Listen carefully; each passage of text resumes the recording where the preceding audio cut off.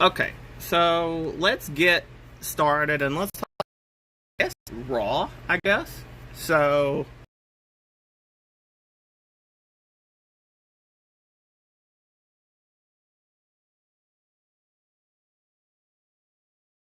Bliss like segment that we had where she attacked basically Bianca. Mm. It's it's actually getting an interesting story Mm-hmm. because how how Alexa is like almost changing, but Mm-hmm. it's starting to get a little bit more like interesting because it's different from like the beginning story they had. Uh-huh. You know what I mean? Yeah. Absolutely Because agree. be, yeah, because now Alexa Bliss made like a, like uh in control, but then I appear and say, who's really in control, him or her? Mm-hmm. That's the mystery of this one now. Yeah, and So who do you think's really in control? I really do think that we got like, I mean, you got like the potentiality. I mean, we'll talk about it a little bit later, but we also have the potentiality of the Fiend returning at the Royal Rumble, and it begs to Mm-hmm. like it begs the question like, do we see like maybe an Uncle Howdy and maybe a Bray Wyatt, the Fiend or the Fiend character face off against Uncle Howdy at WrestleMania potentially? That that would be a pretty good potential match Mm-hmm. because like that's how mysterious Uncle Howdy is, and then add on top of that, like we know how the Fiend is, but are we gonna really know how the Fiend is? Yeah, do we actually see a new Like, Fiend? Like, I uh, mean, of course, I mean, when we saw them, the like the White Rabbit teasers, I think we're gonna actually get a rabbit type of mask, and I think it's gonna be mhm. like he's gonna be like the White Rabbit, like the form of the Fiend, and I think that, like, I mean,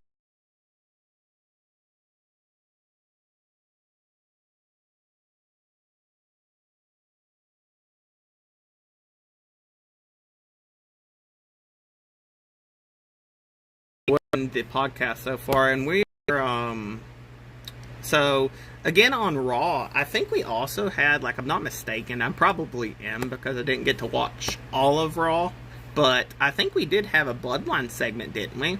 I'm not too sure though. I, no, in my opinion, and I watched a little bit more of the highlights Mm-hmm. and stuff. I didn't see the Bloodline on there. Oh well, I messed up then. Well, damn. They mainly came on SmackDown. Okay, hold on one second. I'm going to get on the thing to where I can see some of the live chatting. Hold on one second. Mm-hmm. But Mm-hmm. also, I mean, um, we also have the Raw 30th edition that we're going to also talk about. So, The Raw 30. yeah, the Raw 30, and Mm-hmm. hopefully that's gonna be a good show as well. Um,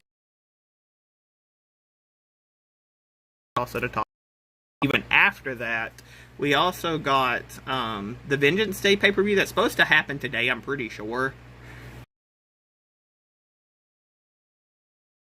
Hold chat up to okay. I just paused it. Okay. Okay. So, anyway. Okay. So, God damn it. Okay.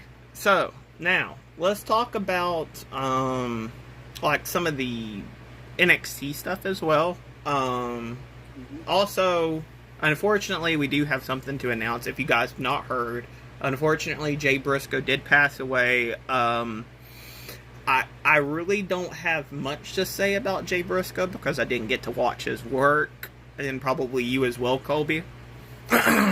But yeah, I mean, we didn't get to watch much of his work, but I mean, from what I've personally seen through some of the tributes and stuff, and also some of his Ring of Honor matches, he was a very good competitor, and unfortunately, he did pass away. I think it was it Tuesday? I think, or Monday, one of the two. I think it was Tuesday because they announced it on NXT. Yeah, it was Tuesday. Yeah. Unfortunately, yeah, it was on Tuesday. Yeah, unfortunately that did happen, and of course he was a tag team champion in Ring of Honor. Unfortunately that did happen. But getting on to like some of the, I guess, a little bit of a lighter note, because we don't want everybody to be, you know, like depressed and stuff, but get on to a little bit of a lighter note. With NXT, I think it's Grayson Waller and Braun Breaker in a steel cage match, I think, if I'm not mistaken. So, if you really have a prediction there, who do you got? I'm thinking, in my opinion, I want it to be Braun Breaker, but in my honest opinion, I think Braun Breaker's time as NXT champion is coming up. Why I said that is because how the Royal Rumble is going to be coming up next week. I think he might be one of the call-ups for the Royal Rumble. Honestly, he's ready to be up in the main roster, and a lot of my friends who I talked to and everything, they said like he should be already a main event superstar. And arguably so. I mean, like, Braun Breaker is potentially, I mean, he could be the next Roman Reigns. I mean, it's very obvious. It's very possible with the strength and powers that he does have. So, I mean, oh shit. Well, I mean, you do have people like also like Carmelo Hayes who could win the NXT title, and Carmelo Hayes is arguably, I think, the best competitor in NXT. I think that he has the look, he has the style, he has the promos, he has everything that you would really want as a main champion. And honestly, I don't really know why it hasn't happened. So, I mean, I don't know. But if I had to give an official prediction, if I had to give an official prediction, I think I'm going to take Braun Breaker. Because Breaker, I mean, he's been on a tear recently.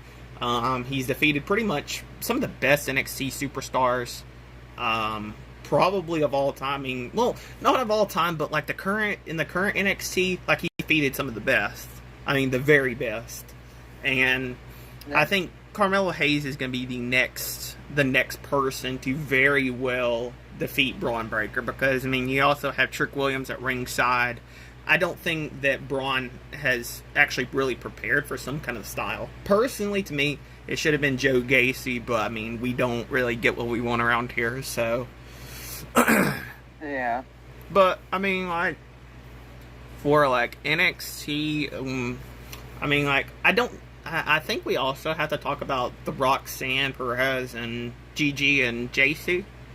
And my next question is do you think that this is going to be the official end of Toxic Attraction, or do you think that they're just going to maybe team up and maybe even win the title, kind of like the Brothers of Destruction did? Well, in my honest opinion, like, I can see, like, in the beginning of the matches and stuff, like, Toxic Attraction is going to team up on the champion. But, like, they're going to team up on the champion, but when they get the champion down enough, then it's going to either be, I think JC, in my opinion, that's going to turn on Gigi. Because it's for the NXT Women's Championship, one of the most prized possessions in NXT. So, they either JC or Gigi will have to do what they got to do to make the championship if they want to win it. Because they both can't make the pinfalls or anything at the same time and be co-champions, because we really don't want to see a co-champion. I mean, in my personal opinion, like, if it was me actually booking it, I would. I would really want to see JC Jane break out. I think she's the bigger breakout star, even though Gigi's had a little bit of more experience. Like, I really do think that if it was me, like, I'm going to give JC Jane the title. But I mean, Roxanne just started a reign. She already best reigns in Mandy Rose, other than maybe a Shayna Baszler Asuka. NXT history. So I mean, for somebody to beat that and then give the title up again, I don't think it's going to happen. In my personal opinion, I think it's going to happen. I don't think. I don't think they're gonna. I don't think they're gonna give. I don't think they're gonna end Roxanne Perez's title reign so quickly. Do you think, going back to another opinion, I mean, this might be in a future podcast very well as a pay-per-view prediction. Do you think it's going to be Cora Jade versus her, Roxanne Perez, at WrestleMania? Like, not at WrestleMania, but at the takeover to WrestleMania? Yeah, I can actually see it coming. Because, being right now and stuff in NXT, she's saying, I'm coming for the NXT Women's Championship, and Roxanne Perez is not going to stop me. Mm-hmm. Because they were best friends, but now they're former best friends. But in my opinion, I think it was a good idea for actually Cora Jade to go heel, like a babyface, because when I watched her so much on, acting more like a heel than a face. Mm-hmm. So, don't quote me on this, but I don't really know, the significance of, who else is really booked for a match, on NXT, but I'm pretty sure Pretty Deadly and I think the New Day are booked for a match. I'm not too sure, though.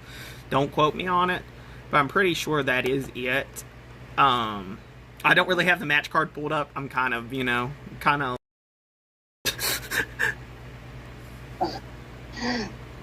No. Well, I know the New Day is going to be defending the NXT Championship on the pay-per-view. Uh-huh. But it is kind of like a shocker to me, though. How, I'm not taking no credit away from New Day, but they're the most decorated tag team, and it's wonderful how they won the NXT Championship. And it's great to see them down there on NXT because they can actually give more charisma, more spunk to the NXT tag team division, so we can have a little bit better tag team matches. Uh-huh. Yeah, I mean, I think that the tag team division could be thriving potentially. If you put the Creed brothers on SmackDown, you put Avir and I think his name's Sangha, I think is his name. Them two with Jinder Mahal as well. I think you could put them also on, maybe Raw or SmackDown.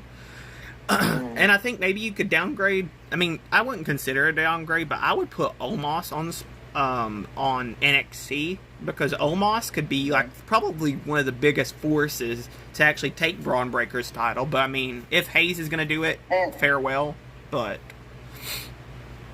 Yeah. And the culture on, the Omos being on NXT, it would be a good thing, for Omos to be down on NXT a little bit more, because where he can get a little bit more, mic skills and then a little bit more ring technical and stuff like that. With still, with the MPP by his side or something, if MPP and Omos are still around together or something. Uh-huh. But if he's not, then... So, I think... Right now. So, I don't really know any of the other really matches about NXT. I don't think they're really big feuds or anything. So, do we just want to skip some of the Vengeance Day predictions? Or do we want to keep going with some of them? We could skip them. Yeah, I mean, I think we've really wanted to... I don't think we really have any other real big matches to cover on that. So... Let's get to Raw 30. We're just gonna go to Raw 30 because that's Monday, Tuesday, and then Raw 30 was already announced. So we have the Phenom, the Dead Man appearing. We also have Hogan. We have Shawn Michaels. We have I think Triple H as well. I think, and probably a handful of others. So. In your honest opinion, do you see any angles going down? For example, The Undertaker meets against Bray Wyatt or something like that. Maybe Bray Wyatt interferes Taker. I I can see a possible prediction of that, and maybe here's another thing I can kind of say a little bit. Like, since Undertaker's actually going to appear on Raw 30, and you do remember his speech he gave at the Hall of Fame, right? Yeah, never say never. What if, like, Undertaker, like, announces that he's going to be in this Royal Rumble? I mean, it's very possible. I mean, and then what if the Fiend meets up with Bray? Yeah. Well, what if the Fiend meets up with the Undertaker?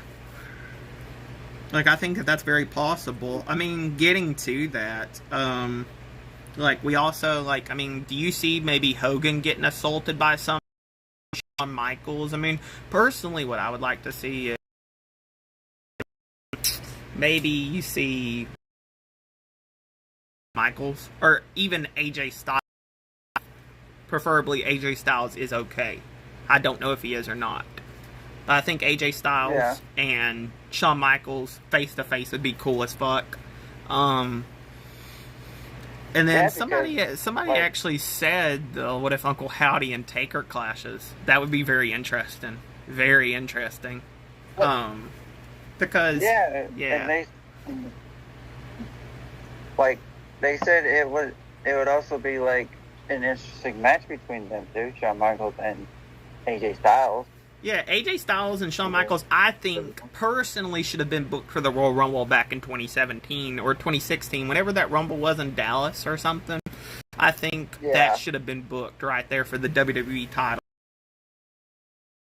But personally, as I said before,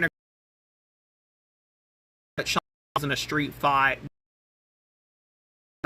moves, he doesn't have to get down and dirty and, not really have to show off his style. So, I mean, Shawn and Styles,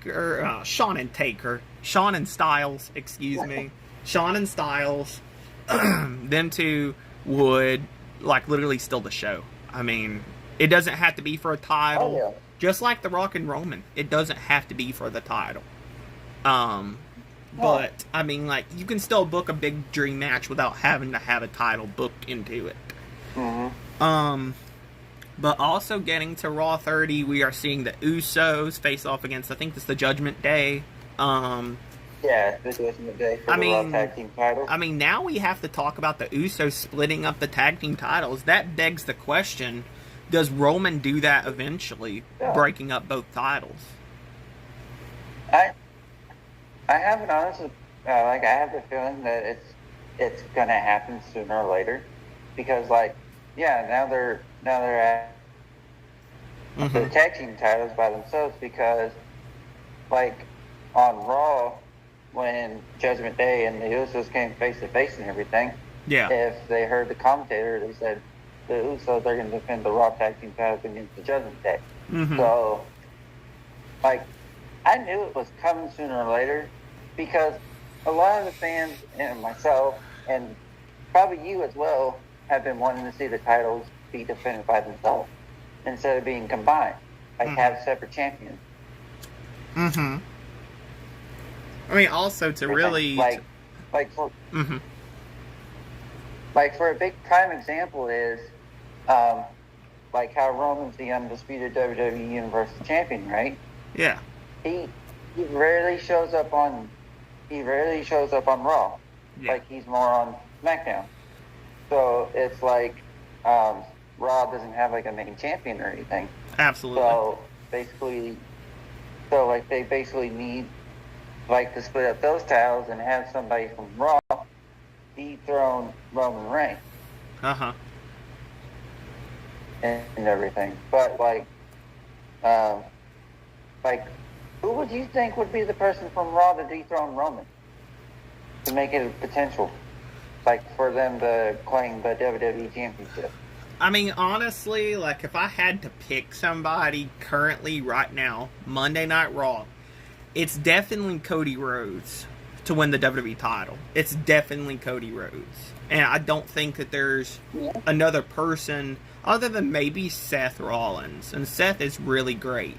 But Cody is just that dude. I mean, he has everything. He hasn't won a main title in the WWE. Like, I mean, he's won the Intercontinental, he's won the tag, he's won, you know, different titles, but he's never won the WWE title. So it's got to be Cody Rhodes. Yeah. He's never won the main championship in WWE. If I had to pick somebody for, like, I mean, judging off of, like, SmackDown for the Universal title, I'm going to go based off an opinion that Roman doesn't want to do, not want to face Bray, so Bray's out. I mean, he's not going to. So, in my honest opinion, Drew McIntyre should be the one that does it. Because Drew McIntyre is the one who took him to his limit at Clash of the Castle. And yeah, I mean, Drew has not had, like, the best career, you know, like, he's not always been the megastar and shit. I mean, like, but he's always been pretty much, I mean, like, he's always been a main event player, whether people know it or not. He's always been main event.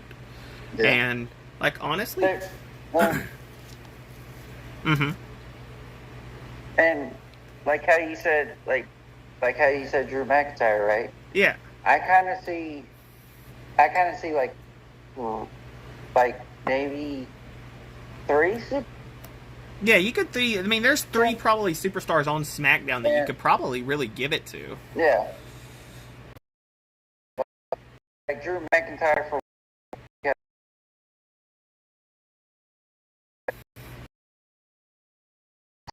Like Drew McIntyre said, he wants the main championship in front of an audience.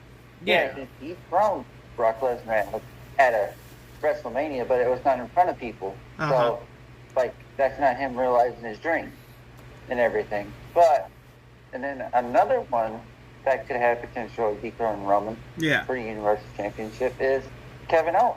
Yeah, you got Kevin Owens. Look at all the work that Kevin Owens is putting in. Yeah, you got Kevin Owens, you got Sami Zayn, who is probably on the run of his career, easily the run of his career. You also have somebody, I'm going to throw a name out here, Solo Sikoa.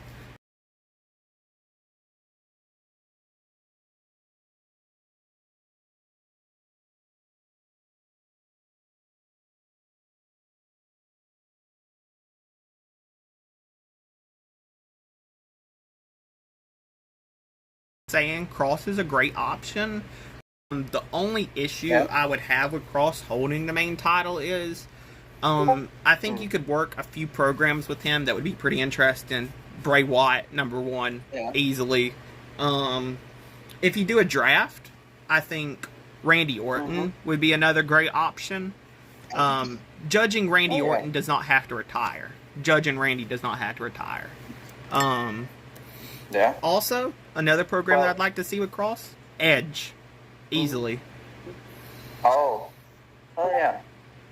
Well, here's a big tongue twister for you on this one. Like how you always how we've been seeing like the stuff that's been going on in SmackDown for the Bloodline. Yeah. And you know how Roman's been acting towards Sami Zayn. Yeah. Absolutely. This is like the biggest, like it's not a spoiler or something like that, but what if Sami Zayn was actually going to be the one to dethrone Roman Reigns? Why am I saying that? It's because look at his fan popularity now, and look how loud the crowd gets for him and everything. Absolutely. I mean, Sami Zayn's probably on the run of his career, easily. I said that from the standpoint of since the Bloodline started with Sami, he's been on a roll. Easily. Oh yeah. So, getting back to like before the Go ahead. Like to go back a little bit, like the SmackDown before the New Year started and everything. Like Sami put on a really good show. Against Kevin Owens and John Cena. But it's like you're like Roman's too, like, what's the word? Like, egotistical or something like that? Like saying, oh, he didn't get pinned or anything. You're tag team. Like, you got the loss with your tag team partner. You know, Zayn got pinned, but you were on his team, but you also got the loss. But you didn't get pinned. So it still doesn't break his record of Roman being pinned clean. Last person to pin Roman Reigns was, what's his name? Baron Corbin. Yeah. To actually literally pin Roman Reigns. That was the last person to ever pin Roman. Yeah, I mean, like... But... So, I mean, like, you have people who could potentially beat Roman, but, I mean, do you see Sammy being one of them people? I mean, like, Sammy, as a babyface, with honest gratitude, I can say that with, like, confidence that Sammy is very underrated when he is a face. But when it's like almost like out of the world or something, you know what I mean? Yeah. Because he knows what to do.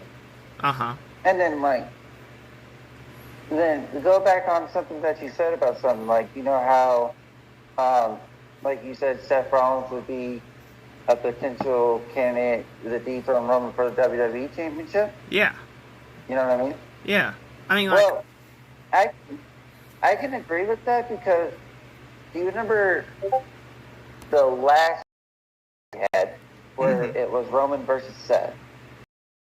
And then, like, it was a great match between them. The ending of it, I just didn't like that much. Roman knows that Seth can. Roman has never beaten Seth Rollins one-on-one for a championship. Like, Seth is actually, like, one of the people that's got Roman's number. And it's been said, like, on social media and everything else. I think, personally, you know what I mean? Sammy would be really nice, but I do see somebody like Seth. I see somebody like, you know... I mean, like, I see maybe even Edge as well. So... Yeah. Because Edge said before he retires and stuff, he wants to be a main champion again and have, like, another run. With the main title. So I can agree with you on that. I can see Edge possibly dethroning Roman. I mean, I could see a lot of people actually doing that, to be honest. Like, I could see a lot of people dethroning the Universal title off of Roman. One person who I really necessarily don't want to see is The Rock, which, I mean, you know, I mean, it is what it is regarding that. Yeah. I don't really know. There's another person. I mean, there's another person I don't want to see dethrone Roman. And it's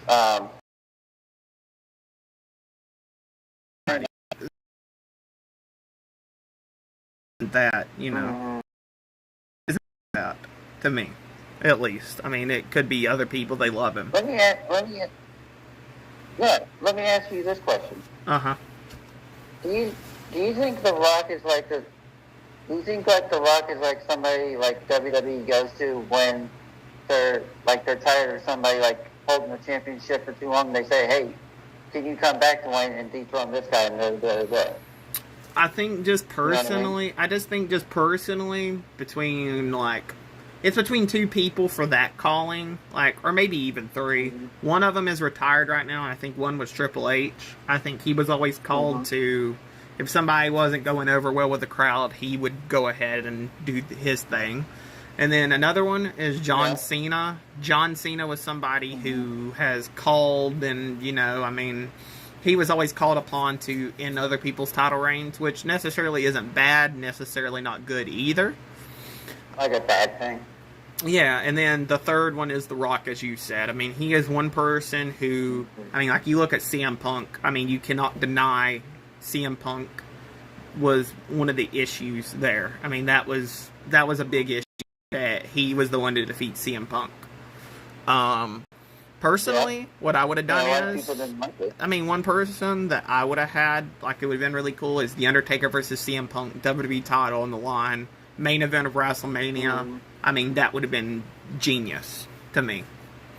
That would definitely been a genius match because, like CM Punk was saying when he had a run in WWE, he wanted to have a main event match in WWE at WrestleMania. But I don't like to say his name that much, but Vince McMahon didn't want to give it to him. Because I mean that has always been a lingering problem as Vince McMahon. He's always been the lingering problem. Yeah. So I mean, we've got on the topic of who would dethrone Roman. Some people say Bray, some people say Edge, Sammy, Cross. I mean, like, them are all good names. I mean, saying, like, Solo Sikoa as well. That's great. Also, somebody mentioned when we were saying about people who really took title reigns away from people, Stone Cold Steve Austin is one of them as well. Like, I'll say that. He was. Oh, yeah. Now, getting to... let's just go ahead and talk about some of the other things, like the Rumble as well. Let's just go ahead and talk about that while we can. So, on my list, I have the top 10 Royal Rumble returns we would want to see. So, I'm going to start off with number 1, Dave Bautista. I don't think that there's really any, like, arguments against that, because we haven't seen Batista in quite some time. I think the last time we seen him was he was going to retire. Well, he had a retirement match with Triple H, I think at WrestleMania 35, I think. Yeah. That was his last match. And I think it's potential we see the Animal versus the Beast Brock Lesnar at WrestleMania. I think it's very possible, but I don't think that it's going to happen, but it's very possible. Right. Now, for you, who would be your number 1 return? Well, my number 1 return was already spoiled and stuff, but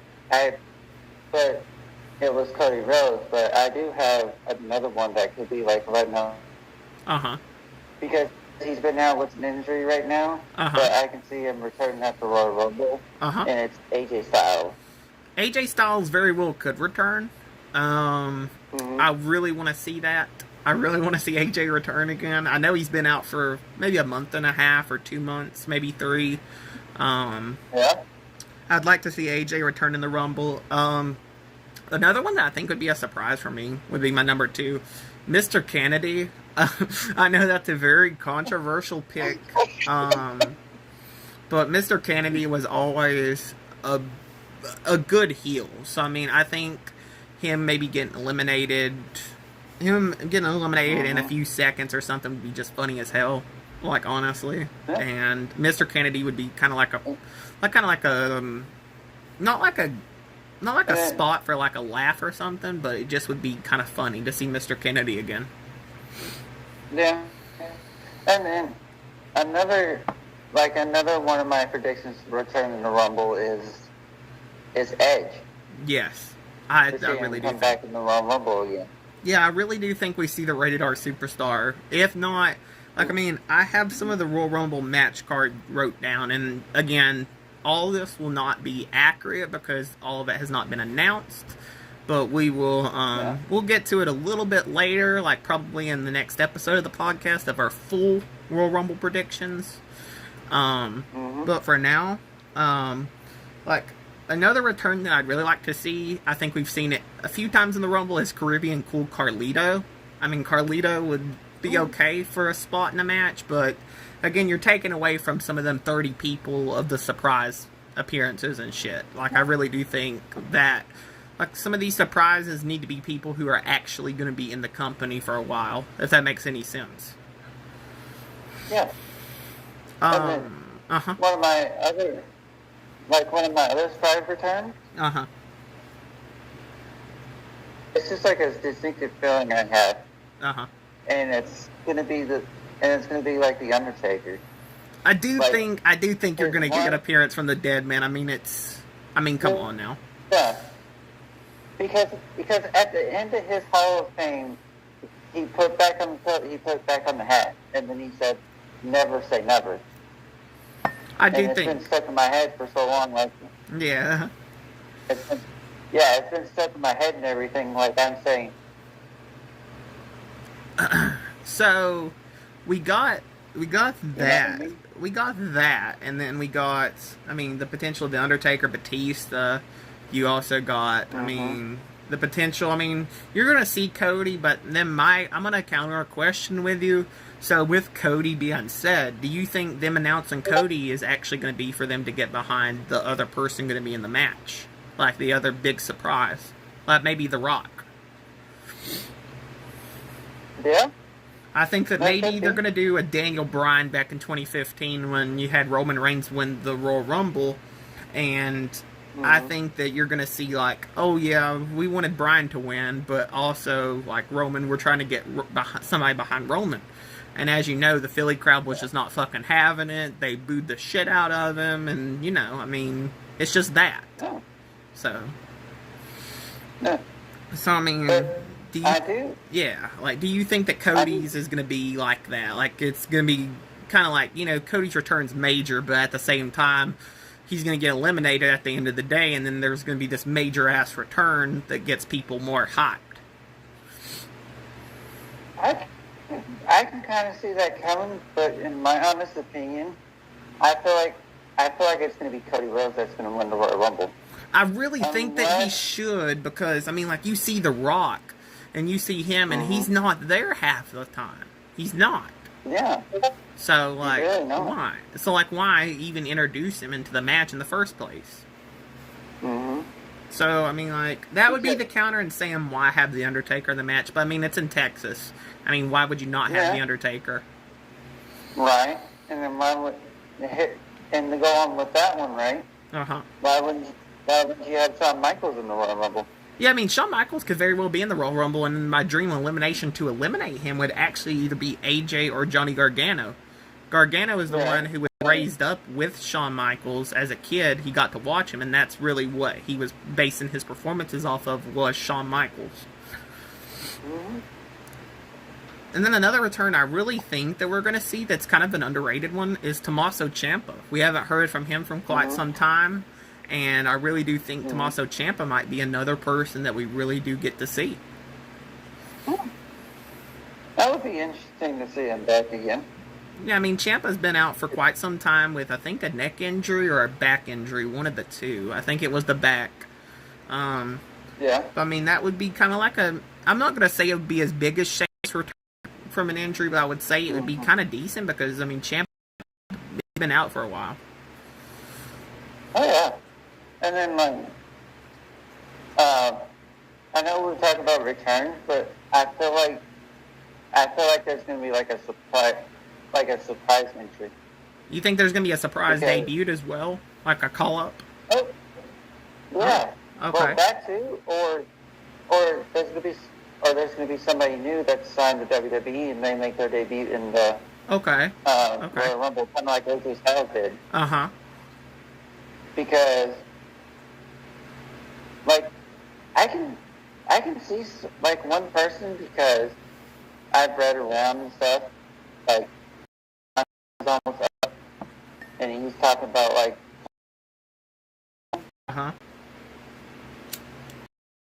from what I know is you're also a fan of him. And it's the Switchblade Jay White. I really think that we will see the Switchblade Jay White, because I really do think that Carl Anderson's deal with New Japan and them having him wrestle at Wrestle Kingdom when the active WWE contract did not come out as like just a one-way deal for New Japan. I think it's either two things. We get Jay White, or we get Kyrie or Mercedes Moné. One of the two things is going to happen.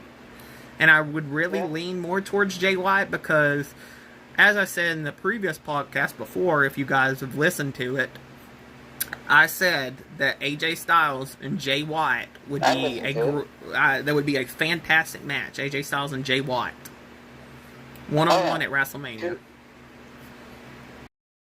Like a former leader of the Bullet Club versus the leader of the Bullet Club. I think that with where people can use each other's even, like if you get AJ Styles, it's Jay Watt. Like, I mean, like, if you give up AJ Styles in return. I mean, I personally think, like, I mean, this is just me as well, a surprise appearance for the Royal Rumble. Not many people know him for his work because, I mean, he worked for WCW back in the 90s and early 2000s. But the Great Muta is on his retirement tour, and the one place that he has not been is the WWE. And, very true. And I mean, he had his final match with a WWE superstar in Noah and Shinsuke Nakamura. So I really do think the Great Muta enters the Royal Rumble, and I think that it is going to be a great, phenomenal Royal Rumble this year. I think that under the Triple H / Vince a little bit too. I think under that banner, I think it'll be a lot better than it was previously before. Yeah. And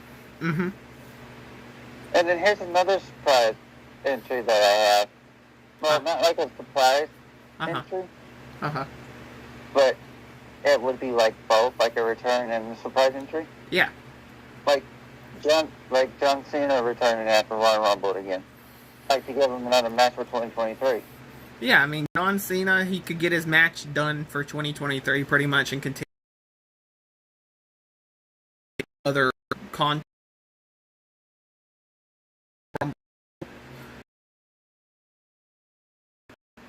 And then, I mean, say, let me just put a scenario in your head that very well could possibly happen. I mean, just imagine Cena, Rhodes, like maybe the Final Four, like one of the Final Four members. Let's say Cena maybe eliminates maybe Cody, maybe. And let's say that leads up to a Cody and Cena match at WrestleMania. What do you think about that? That would actually be a really good WrestleMania match, in my opinion. Well, what do you think about that leading? Yeah. What do you think about that leading to Mania, and then maybe pushing Roman a little bit more going forward, and then moving him up to SummerSlam, where Cody dethrones him at SummerSlam? Right. I mean I can see that possibly happening. I mean, you got the WWE draft probably coming up after WrestleMania. Probably, I don't know when it actually is, but I think you can move. Yeah, I think you can use Cody and put him in the main event on SmackDown. Right. And that way, it kind of freshens up SmackDown, and also you could put Bray Wyatt on Raw to move a little bit of depth to Raw again for losing Cody. Yeah. But I really do think that you'll see Cena and Cody at Mania. I don't think Cody gets his match at Mania, in particular. I'm not sold on it yet. No. But then, here's a little bit of a tongue twister for you, though. Because it's been going around and everything. Like, Cena returns at the Royal Rumble. He enters the Royal Rumble, right? But everybody wants to see a feud and a title match happen at WrestleMania. Say, I know everybody's going to probably hate me for this, but what if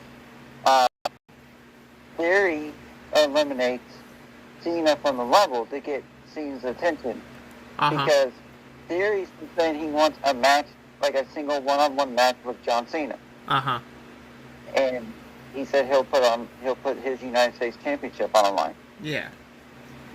Against John Cena. What do you think of that match? Cena in Theory probably is the more logical reasoning. I mean, like, he's probably one of the more logical ones out of the two. Because, I mean, like, Theory has more of Cena in him than Cody does, I think. Yeah.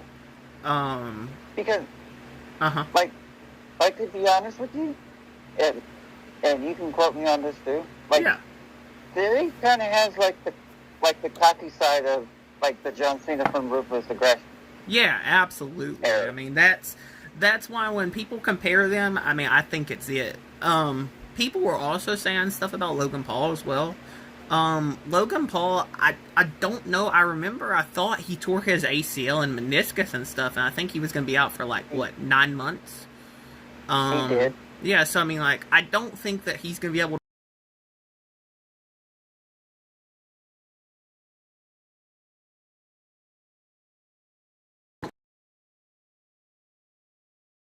But, I mean, the Rumble, for a appearance from a celebrity, I think you're going to see Bad Bunny, in all honesty. Well, that would be cool to see. That would actually be cool to see Bad Bunny again in WWE. Yeah, I think Bad Bunny he's okay. He's an okay celebrity. I just think Logan Paul did outdo him, in all honesty. I think Logan Paul, he went against Roman Reigns, and he showed that he can actually hang with somebody as the caliber of Roman Reigns. Oh, yeah. I don't... But then again, there's one other person, too. Mm-hmm. And his brother, Jake Paul. I mean, Jake Paul very well... Well, I mean, here's the thing. I mean, like, imagine this, though. What if Jake Paul actually cost the Usos the tag team titles because of what they did to Logan? Right. Then you think that could set up like a feud of like the Usos versus the Paul brothers? Very well could. I mean, that's what I'm really thinking here. I'm looking at some of this, also looking at the Rumble card while I'm talking to you as well about this. And I'm just looking at some of these matches, and like, really, you don't see much like surprises, like any like matches that you would normally see at a Rumble. Like, I mean, we did get a question in about 9 a.m. this morning. So I want to I think I want to cover this now. Who do you see winning both Royal Rumbles currently? I mean, as of current time, like, you know, you don't know any of the surprises. I mean, you know Cody's in the Rumble, so it's not really a surprise. So who do you see winning the Royal Rumbles? Like for predictions for the Rumble? Yeah, we'll start from that Rumble, and then we'll go up afterwards. We'll start from both Rumble matches. Well, for the men's Royal Rumble, my two picks are Rhodes or Drew McIntyre. Personally, for me, for the males, the males is hard for me. I'm gonna have to go Cody as one of the options because, I mean, you gotta admit, I mean, Cody's return is one of the more hyped ones currently. I mean, he was going longer than, for example, Charlotte Flair, and nobody really cared about Charlotte, and they care more about Cody's return. Like, they wanted to see Cody. Yeah, they're more hyped for him. So I got a question for you for the females, right? So let's say Alexa Bliss, we'll go to the Bianca and Alexa match after this, right? But let's say Alexa loses that Uncle Claudio or a Fiend interference. What happens? Do we see Alexa in the Rumble? I could see Alexa Bliss in the Royal Rumble. I could see Alexa in the Royal Rumble, and I can also, if we're talking about legit winners, I see Liv Morgan. I mean, I've said that she's the underdog, and she wants to go in at number 1. I see her doing it, because, I mean, Liv is more underrated in that fact, in my opinion. Yeah. Well, so, who is yours? I have 3 predictions for the female Royal Rumble winners. Okay, go ahead and say your 3. One is, of course, Liv Morgan.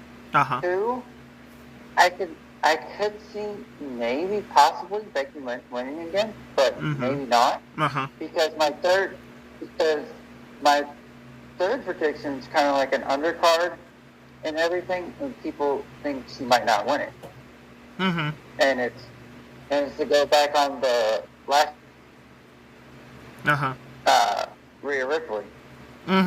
Yeah, I think Rhea is a great option as well, and like somebody said in the chat as well, they think that Alexa and Uncle Howdy are working together. I'll tell you why. My theory of why I don't think they are.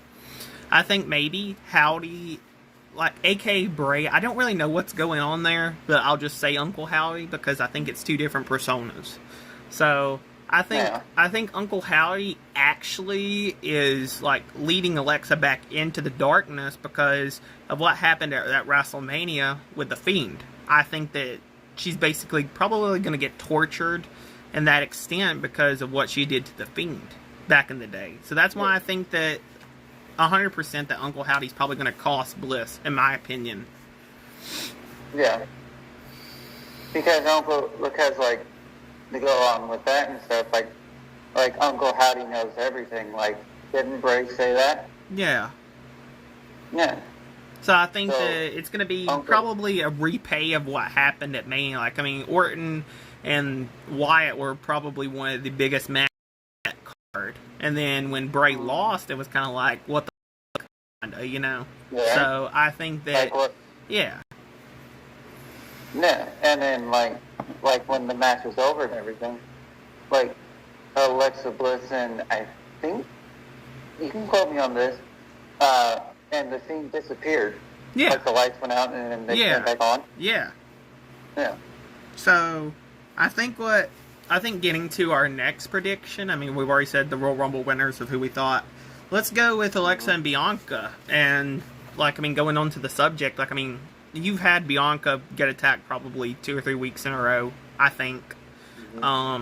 Also due to the Uncle Howdy stuff. So, I think that Belair retains because you have a pattern with Alexa's title matches or Alexa's matches in general. If she gets the momentum, that person's going to win. 95. And, like, honestly, I think that they should have capitalized on this Alexa character, like, when she was the dark character. I think they should have capitalized on it when Asuka was feuding with her, in my opinion. Yeah. Well, to be honest with you, I'm actually gonna go with Alexa Bliss. Because, like, the way they're building her up and everything, it's starting to get more interesting.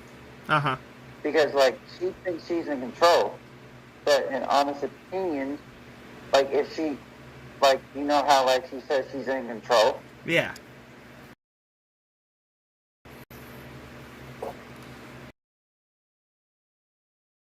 Let me just run with that being control. Like, she thinks that she's in control. I have Bray Wyatt, who arguably probably wants revenge. I guarantee you, he wants revenge. And do you think that could potentially be like the standpoint of that? I mean, like, do you think that he would cost her a title? I mean, again, Alexa hasn't held a title, like a main title, in like 4 years, but like arguably, she hasn't held a title. Yeah, like she hasn't held a main title in about 4 years. So I mean, you judge that off. I think that's a great performance. The only problem that I would have with that is the eventual Royal Rumble winner. If it's Rhea, she's either going to have to challenge Charlotte or she's going to have to challenge Alexa, one of the two. And I don't see how you could run that. I think that Rhea and Charlotte has already been run already. And, like, you saw how Rhea recently, like, in the recent Royal Rumble, eliminated Bliss when she was getting ready to turn into the demonic persona. So, I don't really know how you would build that. But, I mean, I kind of could see Liv and her, maybe. I could see Liv and Alexa. Or Liv and Charlotte, because both have history with each other to an extent. Yeah. So, I think that would work. And then to go on, like how you're saying, like, you know, like how you're saying, like, Liv might win the Royal Rumble. Yeah. It would rebuild, Liv Morgan up a little bit more because, like, yeah, she lost the SmackDown Women's Championship. Yeah. In an unconfident way or something like that, how people say it or something like that. But then if she wins the Royal Rumble, then she gets a match for the SmackDown Women's Championship. If you guys have any questions for us, we'll try to get to them before this podcast does end. Also, let's get to another match that actually happened but is not confirmed. So we have the Usos. And I don't know if that tournament's going to end for the Royal Rumble. Probably not. But if it does, who do you see facing the Usos at the Royal Rumble? Right now, the team that's got the most momentum right now, and it's great to see them back as a tag team again, is McIntyre and Sheamus. Yeah, I think McIntyre and Sheamus, like, could you imagine Sami Zayn actually costing the Usos, and then that leads up to maybe even a Sami Zayn Royal Rumble victory? Just imagine. Yeah, because like Kevin Owens said on SmackDown, I think it was this week's SmackDown or last week's SmackDown from what I remember. Like how Kevin Owens was saying, "Hey Sammy, I'll see you when you get your balls out of Roman's pocket." So there's something going on between them two, and Roman doesn't know. So because, look how. Yeah, go ahead. Look how the Bloodline came out and helped Roman try to stop KO, right? Yeah. But then Sami Zayn comes out later. Yeah. So he didn't do nothing. So there's something going on between them. I do think so too, and I think personally, if we had to give a prediction, like McIntyre and Sheamus versus Usos, I think I'm gonna take McIntyre and Sheamus. In all honesty, I think they're on a roll. Yeah.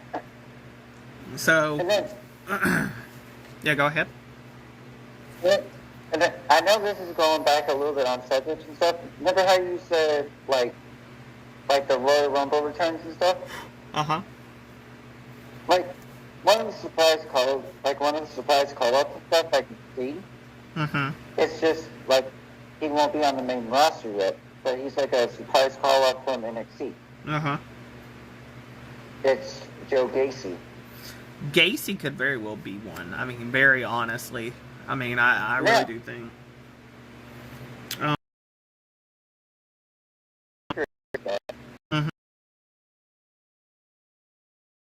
To me first.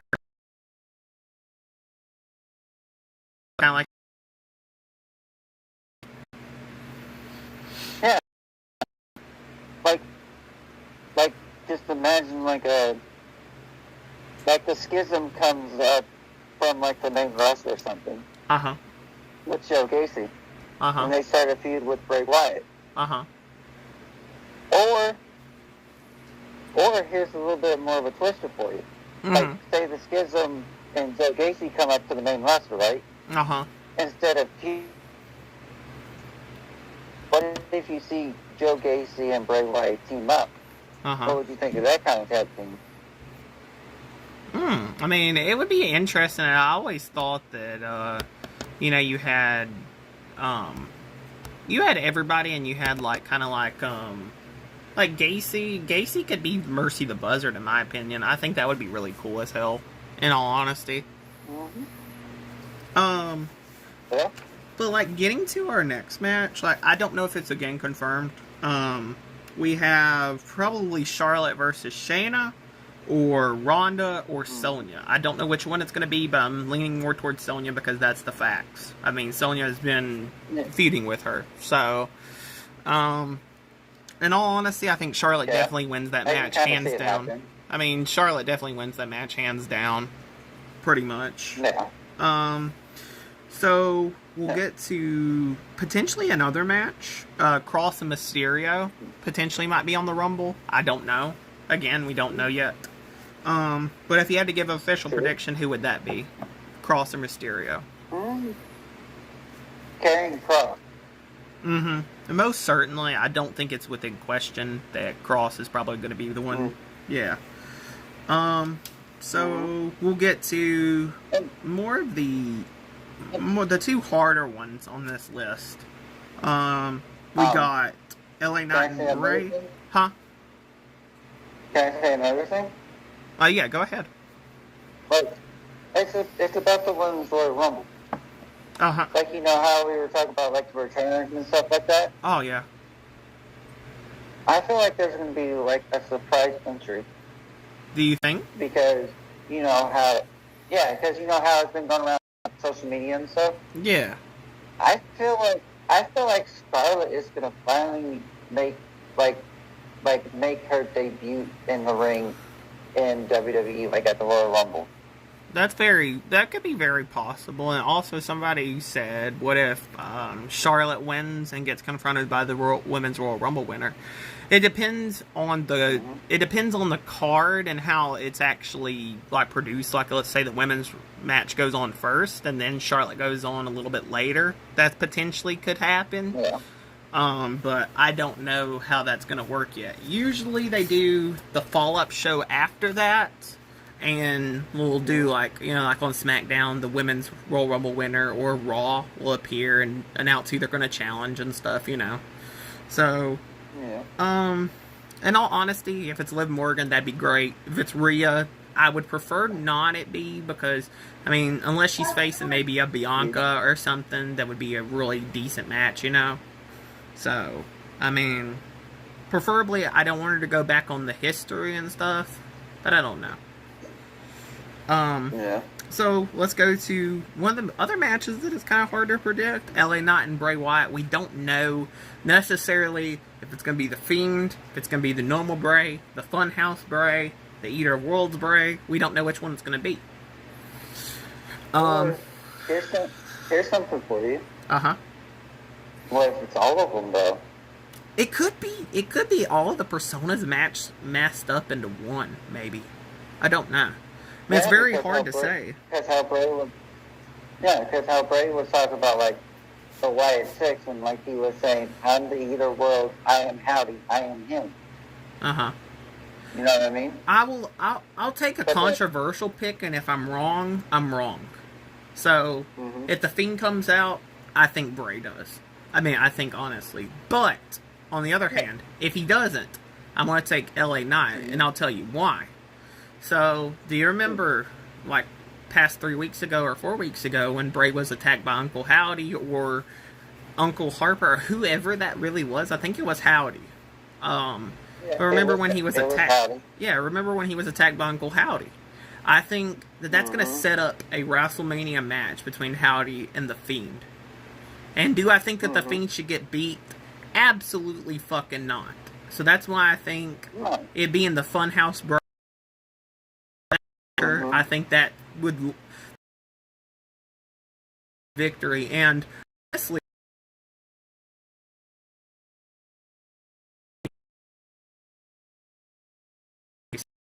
so LA Knight with a victory, I think would be decent.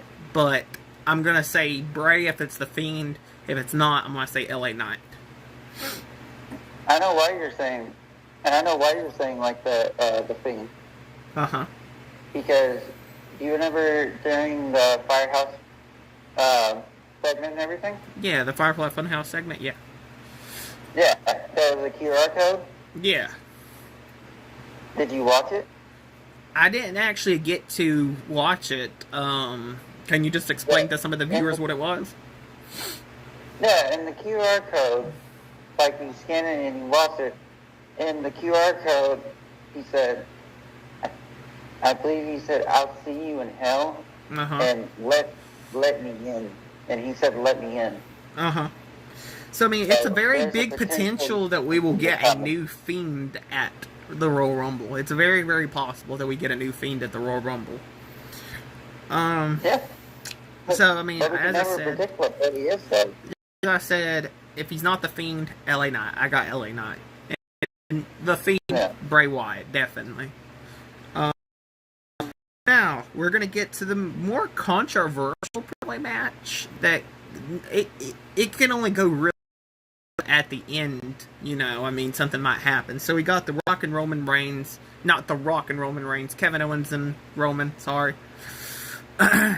So we got Roman and Kevin, and honestly, the Universal title has never changed hands there. So, I mean, they kind of put Kevin in the big dead spot there. I mean, it's never changed hands, so. No. Hands down for that match, I'm going with the tribal chief, the head of the table, something like. Yeah, I mean, you gotta go with the person that actually has a winning record somewhere, and that's what Roman does. Right. But then here's another thing too. Uh-huh. Like, they could make the match interesting, right? Yeah. like, of course, we know the Bloodline's going to try to get involved in Roman's match. Yeah. But then here's the plot twist, though. What if Sami Zayn comes out with the Bloodline? What is he going to do? Is he going to help Roman, or is he going to help KO because he's hesitant? Well, personally, what I would do now, I don't think people will understand like the real depth of the booking. I would go here, but I would have Sami Zayn as the special guest referee, so he has to either count 3 for Kevin or he has to count 3 for Roman. And I think that would pain him to have to count to 3 for Roman, especially because Kevin's his best friend, always has been. And him having to count 3 for his best friend, that's like, and then his tribal chief Roman, that would be a painful experience, in my opinion. Oh, yeah.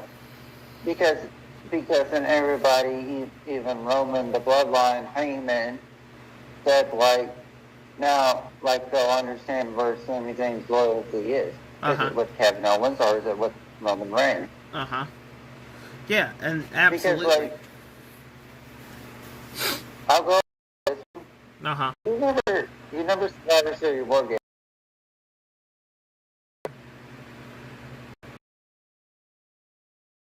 How Sami for Kevin. And in my opinion, I really don't think Sami Zayn really proved himself for Roman that time. Because now I'm going to fast forward, look at it now. How Sami Zayn's been acting. And it's going with, with this whole KO feud. Sami Zayn doesn't know what to do. Honestly. He doesn't. He's hesitant. I don't think that there's any doubt that Roman is going to win this match. I just think that, personally, they could throw a curveball and have maybe The Rock appear afterwards instead of winning the Rumble. And winning the Rumble itself. Yeah, the Rumble. About that regarding... It's kind of taking away from the spot. Yeah. But at the end of the day, it's The Rock. He's a mega draw. People are not going to be too pissed. But especially me as a wrestling fan, I will be, because I'm a fan of pro wrestling. I'm not a fan of, entertainment type of stance where he just does promos and shit. So, I kind of get where everybody's coming from, but what were you saying now? Because you watch SmackDown, right? Yeah. Do you remember in the locker room where, how Roman told Sami to get out and everything, right? Yeah. But then he came up, but then Heyman started to cut that little promo to Roman. Is it is he trying to hint something or something? Because at the end of his promo, he said, a castle, or is it the island? You know how Roman says, it's the island of Rome. But then Heyman kind of twisted with the castle part with it. Is he trying to hint something? Yeah, that's what I was necessarily thinking as well. You have these whole promos being cut. You have that as well. I think we are going to see The Rock in some capacity at the Royal Rumble. Do I really want to see it? No, not really. No. It just is what it is. You can't stop it. No. So, getting to another point. So somebody asked us the best Rumble match card of all time. The best Royal Rumble match card? Yeah, and really, I don't really have any real big legitimate answers. The only one that I could say I really enjoyed was the 2007 one, which I believe The Undertaker won. And Like, I mean, that's the one I could say that I really enjoyed seeing Taker win his first ever Royal Rumble and his only Royal Rumble that he actually won. So, I mean, that's really the only legitimate answer I have. Yeah, and I would honestly have to agree with you on that one because I'm also like a big fan of The Undertaker because he's done so much for the business. Mm-hmm. You know what I mean? Uh-huh. And, I mean, if I really was, like, if we're talking match with any other really, like, Royal Rumbles we've had, other than, like, I can think of 2014 when Bray and Danielson had that great matchup in 2014. I mean, I would say that card was pretty stacked as well. Yeah. And that's the one where Roman broke record at 13 eliminations or something like that. Yeah. So, I mean, I would say Royal Rumble 2014 was one of the best cards. Mm-hmm. But I mean, like, getting to any other subjects, is there anybody that has any questions for us that you guys really want to hear us talk about? Because we can talk about some. Can you post something in the Discord chat to see if some people want to ask some questions, and then we'll get to answering them? Yep. But we can, right now, we can talk about, like, while you're doing that, we can talk about some, like, we can talk about some New Japan stuff, like, we just had the Wrestle Kingdom card. I know you're not too huge into New Japan, but we did have the Wrestle Kingdom card last night as well. Had some pretty big matches on, and also we have Tetsuya Naito taking on the Great Muta for his final match. I thought that was pretty interesting within itself. But we do have a question, like, what do you think of the Schism in general? I like the faction itself. I think that it has a lot of depth to it, especially with the Grizzled Young Veterans, like, being rebuilt. I think that's really something that really helps. Like, I mean, like, you have some depth in the tag team division. You have a good single star, good leader in Joe Gacy, and then you also have, I think her name's Elva Rain. The Rockstar basically is all, the Rockstar is all I'll say because I really don't watch NXT that much, but I can say that group in itself was really good. So, like, in my opinion, the Schism is a very interesting team and everything, including Joe Gacy as a leader. Like, this is my honest opinion. Like, at first, I thought Joe Gacy didn't have any potential, but as soon as I started watching NXT more and more, I started to like him, and I seen, like, great potential in him. Like, I can see him as a future NXT champion, but not right now. Like a future main NXT champion. But I can see him, like, go after the North American Championship, or, like, the Schism and him, like, somebody from the Schism and him go after the NXT Tag Team Championship. Yeah, I could see that as well. I mean, I could see them kind of taking over, similar to Judgment Day, kind of. Like, I can kind of see Judgment Day winning the tag team titles on Raw. I really can. But I don't foresee it just because of, I think, in my mind, Edge is returning. That's my mind. I think Edge is returning to cost them.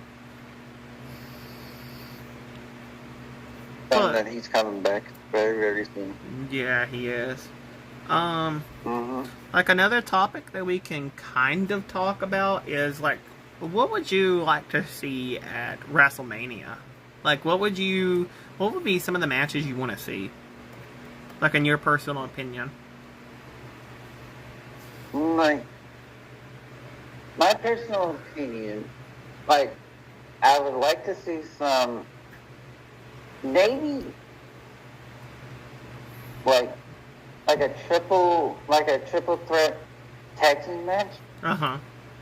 But it's not like a regular tag team match. It's like Extreme Rules or something. You know, see, like, how I'm saying on that stuff is, like, seeing, like, the OC, like, the OC, like, Carl Anderson, Luke Gallows versus, like, Judgment Day, and then, like, another potential, like, top tag team in the division. Like, in Extreme Rules, but there's, like, a tornado tag. And then, like another potential match I would like to see is, say if Drew McIntyre's not going into, like, a championship match or something. Like, to see him, because here's my honest opinion about one thing. I feel like the Drew McIntyre and the was not fully done. Yeah. No. Like, it got left, it got left off at some point. So maybe, like, the season, like, to put the season and everything to the end is, like, them facing off at WrestleMania. But, here's a question for you, though. If that match actually does happen, what would you like to see them facing, though? McIntyre and Cross? Like to finish off the feud. Honestly, like, I mean, if we're returning a thing here, 3 stages of hell. Easily. The 3 stages of hell was one of the coolest stipulations ever. Like, and to go off with that and stuff, what are the 3 matches you would want to see? So first, I mean, you got the Brute Drew McIntyre and you got Karrion Kross. I think something like maybe a dog collar match. I mean, come on, a dog collar match. I mean, that's cool as shit. An Extreme Rules match would be a cool one as well. I mean, like, anything goes with pretty much. They did touch up on the steel cage, and I think that would be probably the last stipulation is the steel cage or the Hell in a Cell, one of the two. But maybe Hell in a Cell? Yeah, maybe Hell in a Cell at the... well, maybe just the Hell in a Cell in general. I mean, I think that's enough. I think the Hell in a Cell in the general is enough. Okay. Here's a good question for you. Uh-huh. And it goes off like how you said the 3 stages of hell. Uh-huh. How would you want the match to go? Like McIntyre win 2 out of 3, or Cross win 2 out of 3, or them separating like the wins like 1 and 1, and it goes down to the final one. Honestly, like, for my opinion of how 3 stages of hell goes, I think it should be 1-1 always, unless it's like somebody like The Undertaker versus, for example, Elias or something like that. I think it should go 1-1. Like 1-1, so you have Cross maybe getting the victory, McIntyre having to come back, and then whoever wins the 3rd fall just wins it. Like, I think that would be a good match that they could do. And, well, we also have another question that needs to be touched up on. We got... Okay. So, what's our opinion on, like, the possibility of Naomi returning at the Rumble? I'm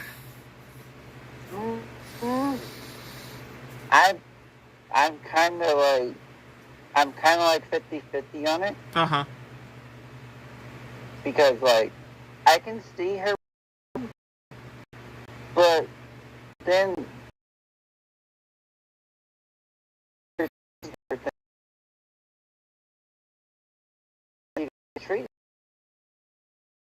see, I mean, that's the kind of point that I had recently. Like, so, I mean, Mercedes is gone. I mean, I'm pretty sure of that. Not too certain of it, but I'm pretty sure that she's gone. I mean, she was moved to the Illuminati section. Naomi still stays put. But at the same account, like, you have Naomi, who is arguably one of the more underrated things, or the more underrated people of, like, probably the 2010s and 2000s, like the 2020s. Like, she's arguably one of the more underrated females. But, I mean, if we're really going off of, like, the possibility of her returning, it's very big. I mean, it's a very big possibility. Again, you treat it. I don't really know. Yeah. But then how, like, back on what you were saying about, like, how Mercedes' money is gone. Mm-hmm. But remember what Triple H was saying. He was talking about maybe opening the forbidden door. Because for, like, the big prime example is Carl Anderson. He's still a part of New Japan Pro Wrestling. Am I correct? Yeah. Mm-hmm. And he works in WWE. So maybe Triple H has opened the forbidden door. Yeah, maybe we might see Mercedes. Maybe we might see Mercedes, and maybe we might see Trinity team up. Shout out to my universe mode, of course. Coming up with the idea, maybe manifesting it into the real life. Maybe, I don't know, but so I mean, well, I'm gonna say the possibility of Naomi possibly returning is really high right now. She did shoot down a few rumors, but I mean, when you shoot down rumors in the wrestling business, it's not always shooting them down. I mean, it's just kind of like, it may not happen, it may happen, in all honesty. Yeah. And then... And then, like how you said, like, another WrestleMania match I would like to see? Yeah. Like, say, like, The Undertaker doesn't appear in the Royal Rumble, right? Yeah. What if, like this is what I'm gonna. What if the Undertaker wants another? He could. Because it's the holy ground for him. Yeah. Like the holy. Yeah. I mean, but here's but here's for the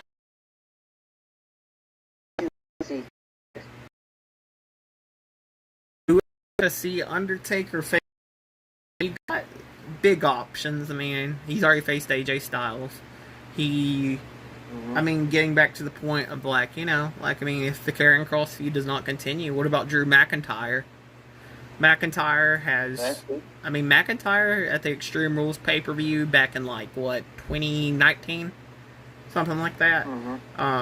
He went up behind Taker, getting ready to claymore him. I think a spear happened from Reigns after that. So, I mean, why not do the chosen one, Drew McIntyre, kinda, sorta, maybe a little bit of the Scottish Terminator in there as well. Like some of his gimmicks, you know, face off the dead man in a match of fucking Goliath.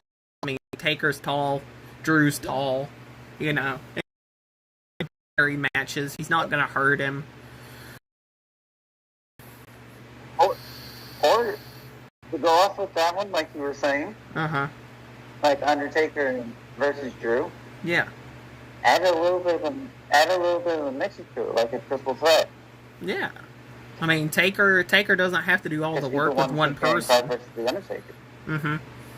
You know what I mean? Yeah. I mean, like, just to help Undertaker just a little bit. Because, I mean, he's not going to carry a match with Drew by himself. So, I mean, you might could even throw Cross in there in the mix. I mean, maybe. I don't know. I mean, that would be pretty cool, too. We also got another question, though. So, if this match does happen at WrestleMania, what is your opinion on the Logan Paul and John Cena match? And do you think that Logan's got what it takes to fight the 16-time champion John Cena? I will start by saying I think Logan Paul is a great performer. I think that he has a lot of things that is good qualities. I think that he can carry himself popularity-wise, but not as popular as John Cena. I think that Cena is a lot bigger in popularity than Logan Paul, and I don't think it's even close. But do I think that he can hang with him? I mean, he hanged with Roman Reigns, and Roman Reigns pretty much basically fucking destroyed Cena. So, I mean, do I think that Logan Paul can hang with Cena? Absolutely. I think that he can. I think that he has. I mean, especially let's say it was like kind of like a Shane McMahon and like Kane match. Like, I mean, as Paul's kind of anywhere. Absolutely, he can. Yeah, I can definitely see Logan Paul hanging with Cena. Yeah, I definitely think that. I think that it's a pretty decent match. I think it's a very marquee match that can happen at WrestleMania. Logan Paul and Cena, very good marquee match. What night would I put it on? Probably night 2. Yeah. I mean, because I would say night 2. Yeah, I would say night 2 as well. Also, I mean, we got like thing of like a somebody actually wants to see like Candice and Johnny versus Nikki Cross and Eric Young. Actually, like, I mean, that wouldn't be too bad. In all honesty, like, I think that it would be a fairly good mixed tag match. I think we're very much lacking mixed tag matches. I think that the last time we had one was very recently, maybe. I can't remember. I think it was Scarlett and Cross versus Emma and Madcap, if I'm not mistaken. So, I mean, it's not out of the question. It's not out of the question that something like that happens. So, yeah. I mean, like, that would be a pretty decent one. I mean, Nikki, I think she's on Raw, and I think Eric Young could be on Raw as well. I mean, just to counter your question just a little bit, or not really a question, but more of a... I think I would put Killian Dane, her ex-husband, if I'm not mistaken. That'd be it. But then our next question is, what do you think of Damage Control? Now, I'll be brutally honest. I don't like Damage Control just because Bayley's just kind of like, I think she cycled out herself in Damage Control, and Io and Dakota really carry that brand of like champions and stuff, and Bayley's just kind of lost her touch a little bit with the heel because she's been out for a while. I just think personally, I think Dakota and Io are the better members. Yeah, and here's my honest opinion about Damage Control. Like you know how like Bayley says like she's the leader of like Damage Control. Yeah. And everything.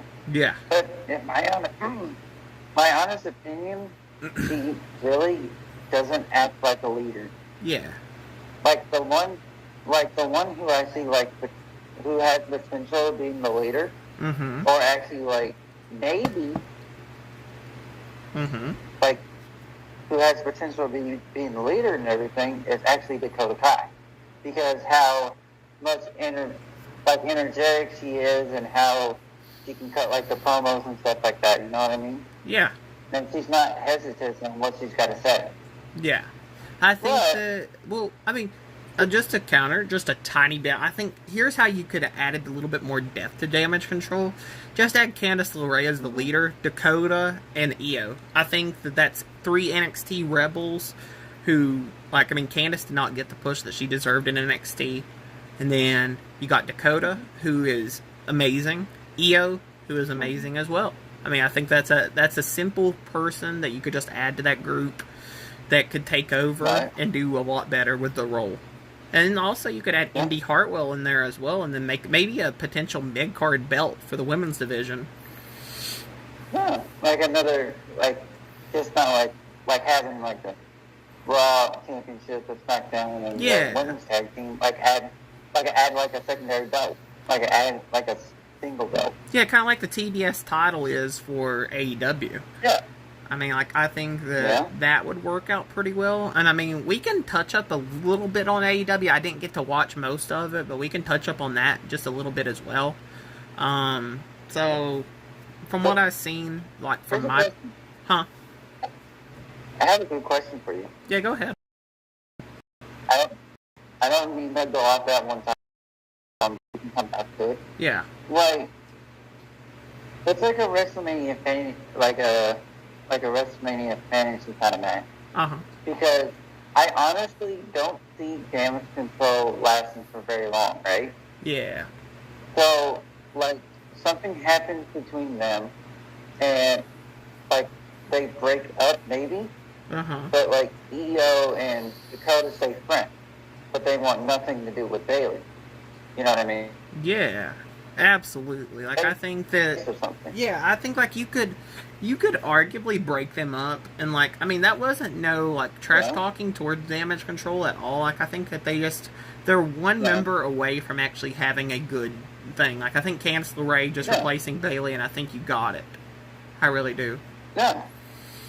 But, like how it's saying and everything, what if, what if that leads up to, like, a finishing match for, like, WrestleMania? Maybe, like a triple threat match, or maybe, like, Io and Dakota team up at WrestleMania to go against Bayley. And who would you think Bayley would pick as, like, a tag team partner, though? Like, say she got betrayed by Io. She gets attacked by Io and Dakota. I know this is going to sound really dumb. This very well backfire on me. But Becky Lynch, I think that she's been attacked by Damage Control.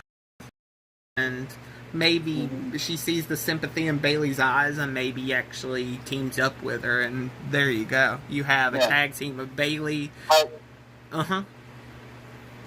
Like a four-woman reunion. Similarity, and I was going to say Mercedes, but I really don't think that Mercedes is going to return anytime soon. I might be completely wrong and eat my words at the Rumble, probably. I don't know. I might eat my words there, but, I mean, I don't foresee Mercedes returning anytime soon. I think she's on a pretty good roll right now. I think she had a pretty good debut at Wrestle Kingdom.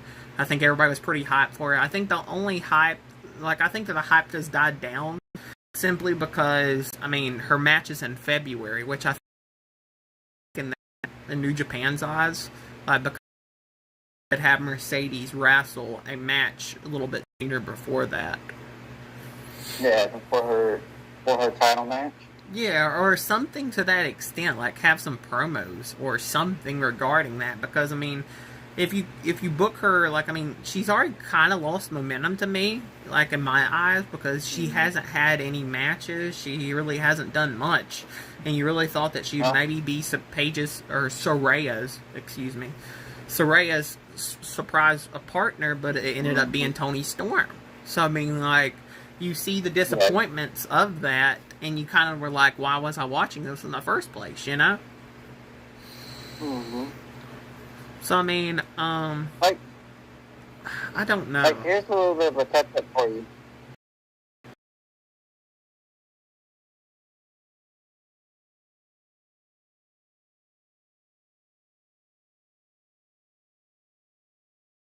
What happened on AEW Dynamite, right?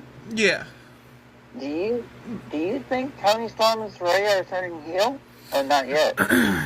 I think that it's going to the point of them turning heel, and like this will feed into our AEW kind of review a little bit as well. As I say, I didn't get to watch much of it, but I've seen enough of it to where I can kind of give my opinions and takes on it. I did see that kind of semi-heel turn, and that's why I think it could potentially lead to Shida finding a partner, and maybe it actually be Mercedes this time. I don't know, though.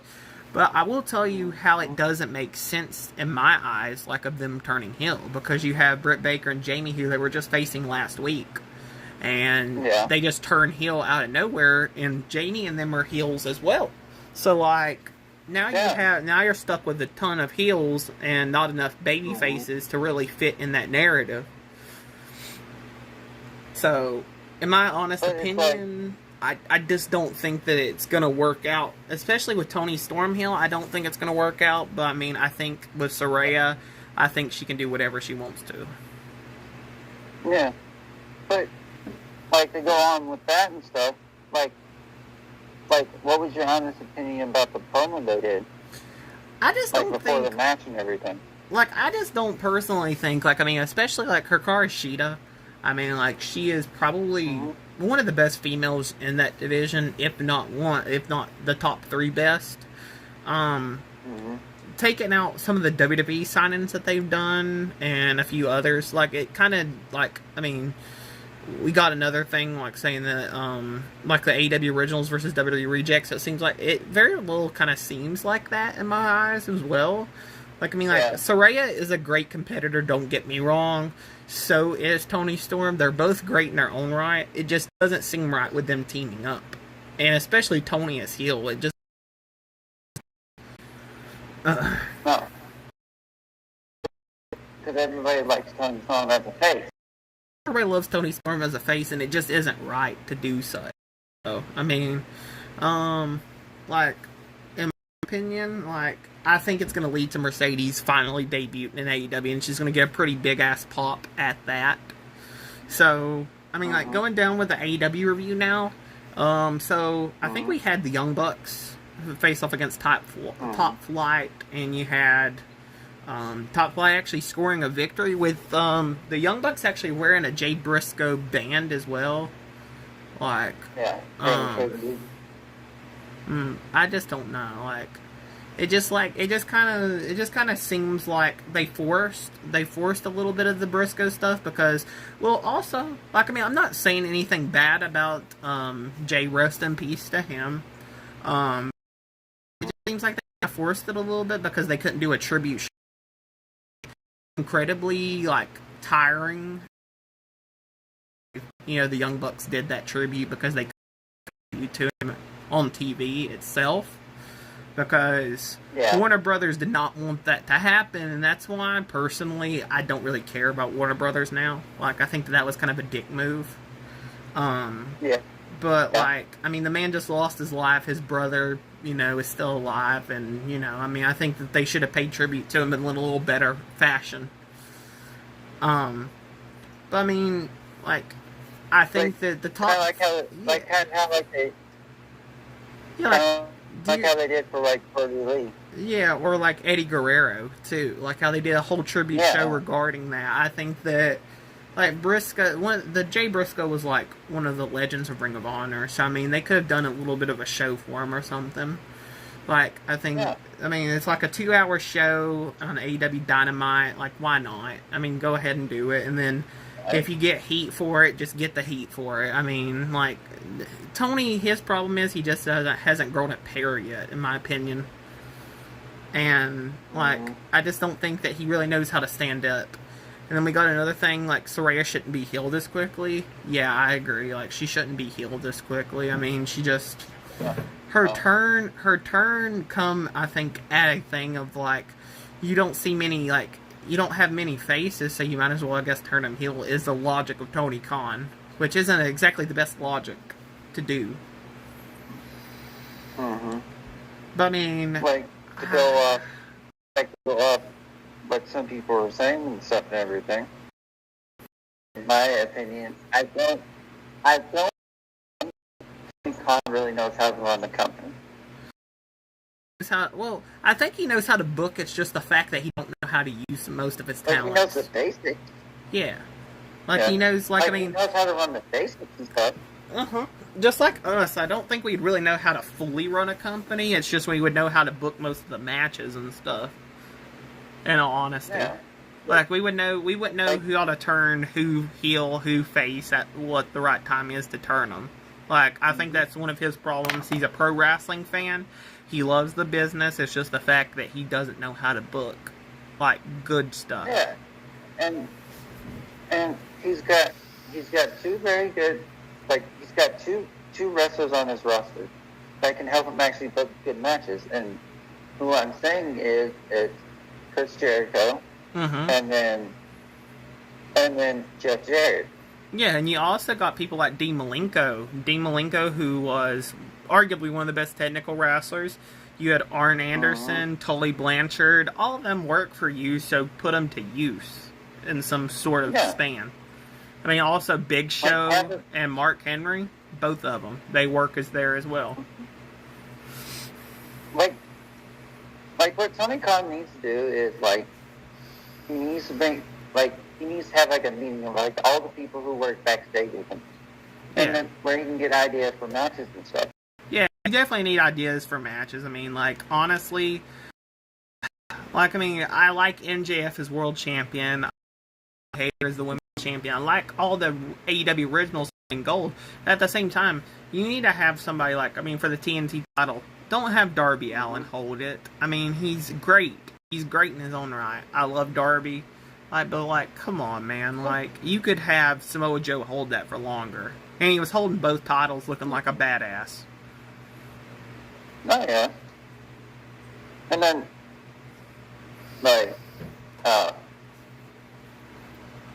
and we also got another thing, and I think, well, we'll go back to your point here in a second, but we also got to think Tony Khan needs to stop hiring more guys. He should put faith in his actual talent he's got. He's not got much gusto to say no, to be honest. He needs more to understand the company more. And I'll agree with that. Uh-huh. Yeah, I think Tony is like hiring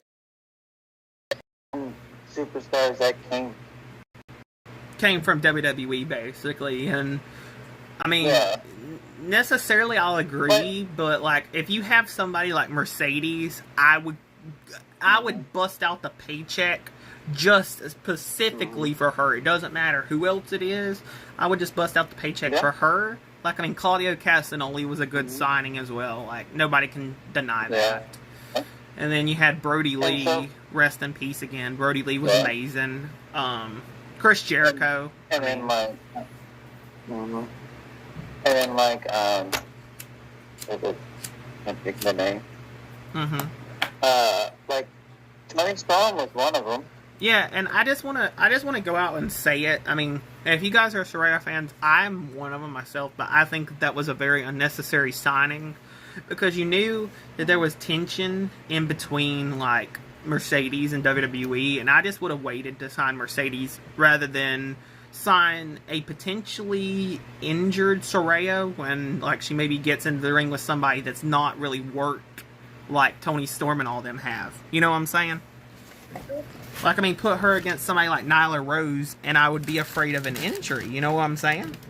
I mean, like, I would not want somebody who could potentially get injured. You know? Yeah, like I'll say this too. Like, it's great to see Saraya back in the ring and everything, but like it's great to see her wrestling again. But still, like she can still have potential of getting injured. I mean, it's just like Edge. It's just like Edge being in the ring. It's very risk taking for Edge to be even in a ring. Like on that, like, and Edge took the. And look what happened. I feel like his body really wanted to take. And again, that might have been a work on his part, or it might have been a legitimate thing on his part. We don't really know, because he blurs the lines of kayfabe really, really good. Something that Edge is really good at. And another thing that I will give people about signing stuff, like going to sign people like Christian Cage is another person who I don't really think really brings much to the product, but he's really great. I'm a really big Christian fan, and I think that he brings a lot of stuff to the product, but also at the same time he was very unnecessary signing. Same with like Keith Lee, Isaiah Swerve Scott. Like, I mean, you have a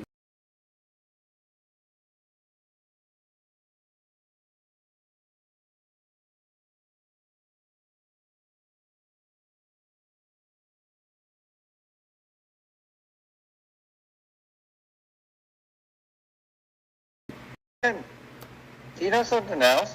Huh? Like, you remember how we were talking like good potential signings and stuff like that? Yeah. Another good signing was Jon Moxley. Yeah, Jon Moxley was probably technically one of the bigger original signings back in the day. I mean, he was the original signing. He was one of the best ones. Yeah. Like, I don't mind TK opening up his pocket for people that, like, are gonna draw. Like, like Mercedes, like, of course, she's, like, as somebody said in the chat, like, really Japan-based. And you know that she's probably gonna be in Japan longer than she will in the States. And yeah, while I agree on that, like, I think I would try to open up my pocket just for that. Because, I mean, Mercedes, if you sign her to AEW, she's going to draw more than a Chris Statlander. She's going to draw more than a Nyla Rose, Jade Cargill. She's going to draw more than them. I mean, easily. Yeah. And then, say Mercedes does come to AEW, right? Yeah. There's a lot of good potential matches for her. Yeah, I mean, you have Britt Baker, you have Jamie Hayter, you have Hikaru Shida, Toni Storm, Ruby Soho. You have a lot of people who could be her matches, and even Saraya again, which, we all know what really happened the last time she faced Saraya. It was a freak accident, but, you just know that accidents can happen at any time in the ring. So, just don't blame the performers that do them. And then, here's a good question for you. Yeah. What's your honest opinion? And I'll give you the next after. What do you think of Jade Cargill's run as? I've been completely unbiased. Because I'm a huge fan of Jade. Just completely unbiased. I think that she's a really, really good performer, and I think that she has some subjects that she can touch up on. I think that she can grow a lot, but she has a lot of room for growth, kind of like Bianca did. She's a little bit older, I think, than Bianca, or maybe the same age, one of the two, but she has a lot of time to grow. But the only issue that I do have is how she always faces jobbers and just build up the streak with jobbers. I think if you would have put her against somebody like Thunder Rosa, Britt, and all them, I think you could build up the streak more impressively. Yeah, she's got potential. She's got good potential of being a really good wrestler and everything. I won't take that away from her. But in my opinion, this is my honest opinion about it. And this is no disrespect or anything. But she's kind of the way they're building her and stuff like that. Yeah. She's like the female jobber Undertaker because of the streak she's having, the winning streak. You know what I mean? The better. She's moveset. Some of his moveset, but that's because they were trying to build squash. He's had some competitive matches, with Thunder Rosa and stuff, which that's why I'll give her that she's better than Goldberg in that extent. But drawing power, Goldberg beats her out 100 times out of 100. True. So here's the next question for you. Who would you want to see dethrone Jade Cargill? Give her first loss. Who would I want to see now?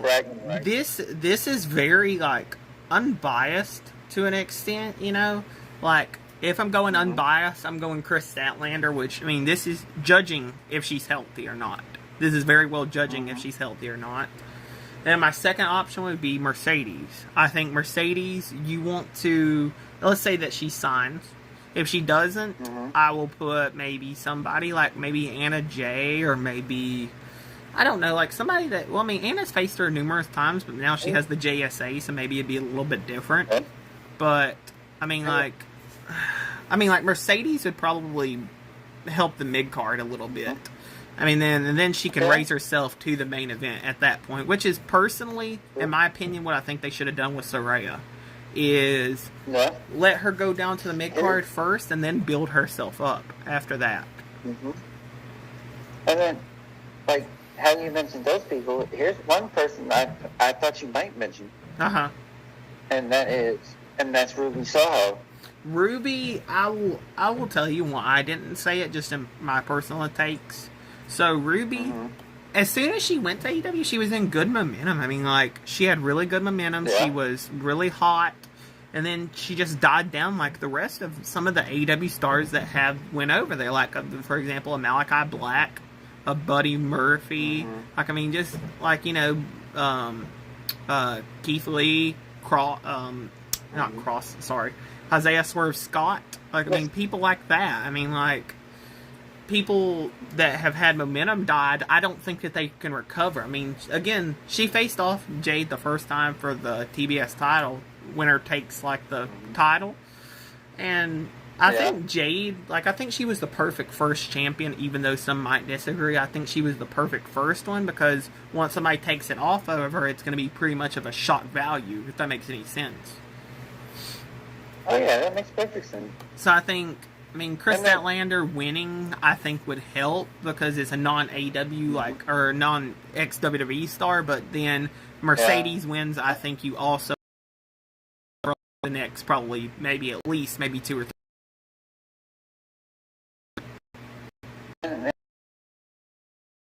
Here's a good potential match, and I wonder what your honest opinion would be about it. What would you say? What would you say to potential, like, feud and stuff, like the Elite, like say Kenny Omega and the Young Bucks, versus the House of Black? In all honesty, like, the Elite are great in their own right. Don't get me wrong, I have a Young Bucks autograph hanged up on my wall, you know. Like, I'm a huge Young Bucks fan. Yeah. Pretty big Kenny fan as well. But I personally don't want to see House of Black go to the same position that they were before, just jobbing out, you know? And I think if they were to face the Young Bucks and Kenny, I think that's what would happen. I think they would just be fed to them, in my personal opinion. Would you... Yeah, and then... Would you like... I think... know my honest opinion? Yeah, go ahead. I think just personally that would be... I don't know what would happen there. It's just too unpredictable. Yeah.